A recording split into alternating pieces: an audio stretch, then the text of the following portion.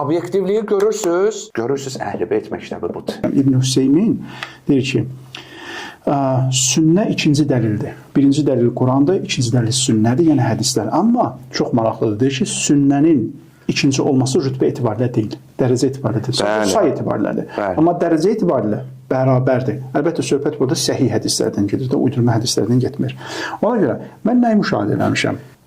Əziz tamaşaçılar, sitat gətirdi. Yəqin ki, izləyicilərin bəzisinə bu şəxsin kim olması... İbn Hüseymin məşhur müasir sələfi alimlərindən. Ay, sağ olun. Yəni, Əməvi doktrinasını müdafiə edən alimlərdəndir. Yəni, Təbriz müəllim Əhl-i-Beyt məktəbinin davamçısıdır. Obyektivliyi görürsüz. Mən o Əməvi ardıcıllarına buradan söz demək istəyirəm ki, Quran sizinlə mənim müştərək dəyərimdir. Mən burada bu məsələləri bizi birləşdirən dərəcələr barəsində danışıram. Şərhlərdə yazılır ki, sənin ixtiyarın yoxdur Qurandan yazasan, ay Rafizi, ay filan kəs, ay Beşman kəs, sən Quranın təhrifinə inanırsan filan. Məni təhqir etməyə başlayırlar. Və bu adamlar müsəlmandırlar. Bəli, çünki məni müsəlman saymır. Məni müşrik sayır, Rafizi sayır və qətlimi vacib bilir. Sadəcə Azərbaycanda yaşadığımız üçün buna imkanları çatmır. Və siz dediyiniz metodologiya var ha, çox gözəldir.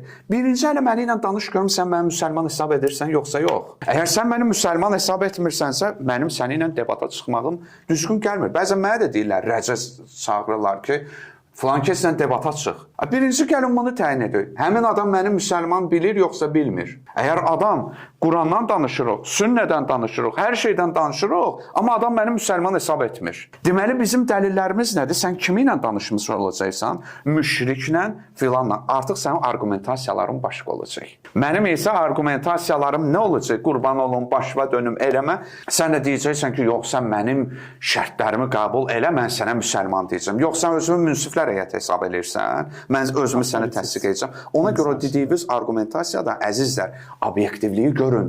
Eyni fikirdə olmasa belə, İslam alimi hesab edir, həmin o Əməvi doktrinasını dəstəkləyən adamı, onun fikrinə istinad edir, özü də onu vurmaq üçün yox ha. Görürsünüz, Əhl-i-Beyt məktəbi budur. Siz bir dənə Əməvi ardıcıllarında görməzsiniz ki, Əhl-i-Beyt məktəbinin alimlərinin hansısa bir sözünü desin ki, bu alim burada düz deyib.